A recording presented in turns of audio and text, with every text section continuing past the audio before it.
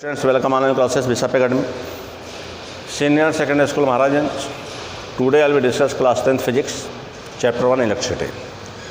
Students, आज हम लोग इस वीडियो में ओम्स लॉ के विषय में पढ़ेंगे. तो Ohm's law is the given by the George Simon Ohm पूरा नाम था. तो George Simon Ohm they are the born 16 March 1789 and their death 6 July 1854. Was a German physicist and mathematician. As a school teacher, Ohms began his research with the new electromechanical cell invented by the Italian scientist Alessandro Volta. Using the equipment of his own creation, Ohms found that there is a direct proportionality between the potential difference applied across a conductor and the resultant electric current, and this relationship is known as the Ohms law. तो Ohm's law ने जो Alexandra वोल्टा था, जिन्होंने voltaic cell का invention किया था, तो उसमें उन्होंने एक रिलेशन निकाला कि दैट मीन्स कि पोटेंशियल, रेजिस्टेंस और करंट यानी आई और आर, आई और भी का जो रिलेशन है वह रेजिस्टेंस कहलाया, और इसी को हम लोग ओम्स लॉ के रूप में जानते हैं. तो ओम्स लॉ का कॉन्सेप्ट क्या था कि Ohm's law explain the relation between, very important point है, बहुत इंपॉर्टेंट पॉइंट है लेसन 1 का यह Ohm's law. Ohm's law is the explain. तो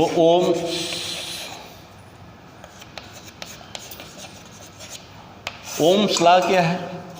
तो according to Ohm's law, current we flow in a circuit, तो flow of current is directly proportional to potential.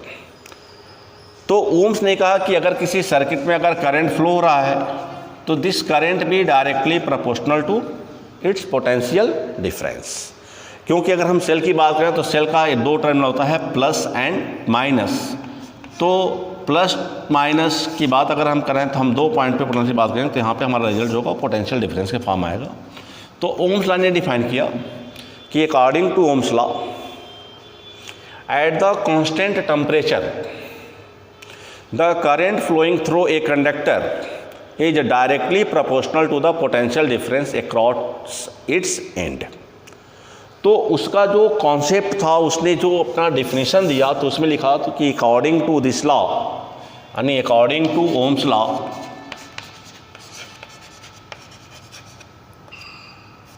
Ohms law at the constant temperature, at the constant temperature the current flowing, the current flowing through a conductor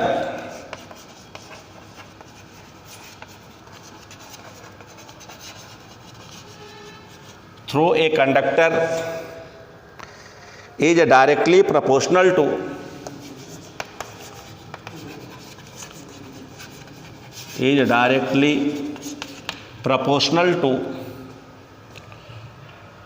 potential difference. Potential में मैं short में लिखा हूँ PD, potential difference across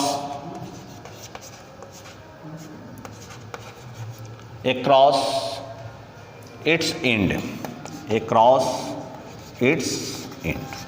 तो उसने कहा कि अगर किसी भी सर्किट में अगर करंट फ्लो हो रहा है तो वह करंट फ्लोइंग जो वैल्यू होगा, they are the depending to potential difference. यानी अब यह है कि पोटेंशियल डिफरेंस यानी करंट जब ज़्यादा होगा तो पोटेंशियल डिफरेंस ज़्यादा होगा. तो रिटेन में तो हम आई इज़ प्रोपोर्शनल टू भी लिखते हैं, लेकिन जब इस रिजल्ट का हम लोग मैथमेटिकल फॉर्म में आते हैं तो इसको हम लिखते हैं भी इज़ प्रोपोर्शनल टू आई. तो अब यहाँ पे इसके कॉन्सेप्ट में हम सकते हैं आई इज़ प्रोपोर्शनल टू भी आर, भी इज़ प्रोपोर्शनल टू आई. तो क्योंकि अगर हम यहाँ से अगर किसी कांस्टेंट को ला करके अगर हम इसको इक्वल करते हैं तो I equal to R into भी तो लिख नहीं सकते. तो अब यहाँ पर हम लिखते हैं V equal to R into I and R equal to V upon I. तो ये हमारा कॉन्सेप्ट हो गया, जहाँ पे where R is the constant and this constant is known as the resistance.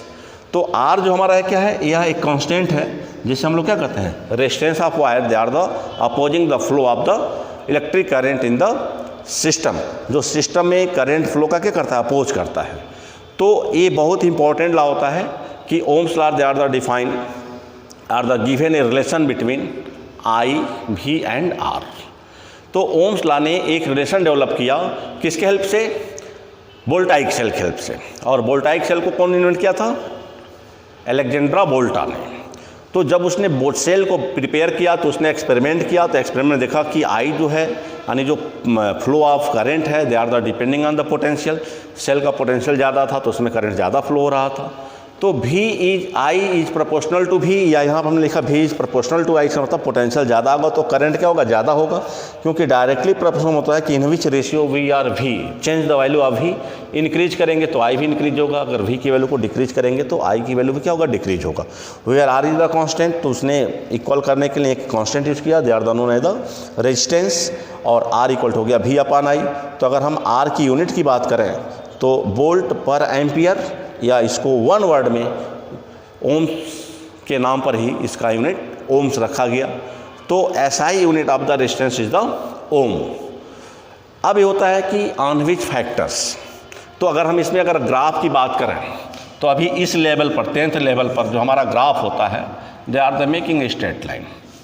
लेकिन अपर क्लास में जाएंगे तो उसमें बहुत सारे कम रहेंगे, जैसे करंट डेंसिटी है, ड्रिफ्ट वेलोसिटी है, टाइम ऑफ रिलैक्सेशन है, थर्मल एक्सपेंशन है। तो बहुत सारे फैक्टर्स होते हैं जो इस कर्व को जा करके थोड़ा सा कर्वियल करते हैं। लेकिन अभी हम लोगों को 10th लेवल पर हमें यही पढ़ना है कि इस पर हम पोटेंशियल दिखा रहे हैं, इस पर आई दिखा रहे हैं, तो ये रेजिस्टेंस हमारा क्या हो जाएगा, ये स्लोप हमारा आर हो जाएगा। And this slope is the constant, इसलिए हमारा क्या होगा, ये स्लोप हमको एकदम बिल्कुल स्ट्रेट मिलेगा।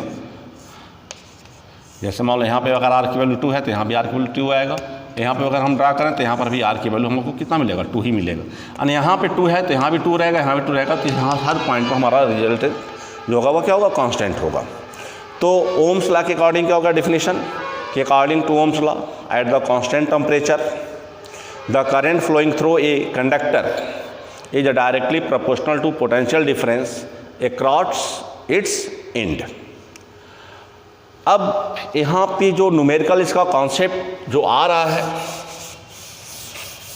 तो उसका न्यूमेरिकल कॉन्सेप्ट में हम बात करेंगे कि I is proportional to V और V is proportional to I। अब इसको हमने क्यों लिखा, तो अगर हम सर्किट की बात करें तो करंट भी flow with the help of the charge, यानी विदाउट पोटेंशियल करंट भी नॉट फ्लो। इसलिए यहाँ पर V is proportional to I लिख करके इस फॉर्मूले को हम लोग आगे क्या करते हैं, इंक्रीज करते हैं। तो अब V is proportional to I हो गया, तो हो गया V equal to R into I, where R is the constant and also known as the resistance, where R is a constant is known as resistance, जिसे हम लोग क्या कहते हैं, रेजिस्टेंस कहते हैं। क्या कहते हैं, रेजिस्टेंस कहते हैं। तो अब यहाँ पे, तो अब अगर हम R को सब्जेक्ट बनाएं तो R क्या हो गया, V अपॉन I हो गया। तो इसका यूनिट भी आ जाएगा सामने, तो यूनिट इक्वल हो गया, यूनिट इसका हो गया वोल्ट पर एम्पियर, या इसी को एक वर्ड हम लोग क्या बोलते हैं, ओम्स बोलते हैं। एंड देयर सिंबल इज, यह ओम्स का सिंबल हो गया। एंड दैट मीन्स जैसे एक सेमी सर्किल बनाओ और दोनों एंड को ऐसे क्लोज कर दें, तो they are the symbol of ohm, यह ओम का सिंबल हो गया। अब ये होता है कि ऑन विच फैक्टर्स, यह आर की वैल्यू जो रेजिस्टेंस यहाँ पे डेवलप हुआ, जिसको कांस्टेंट के रूप में यूज़ किया गया, दिस रेजिस्टेंस भी डिपेंडिंग ऑन विच फैक्टर्स, यह आर की वैल्यू किन किन बातों पर निर्भर करता है, किस पर डिपेंड करता है, तो हम लोग जानते हैं।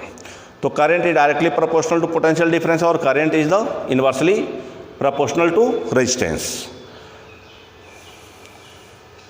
Thank you students. In the next video we will discuss the applications on which depending the resistance and resistivity. Thank you.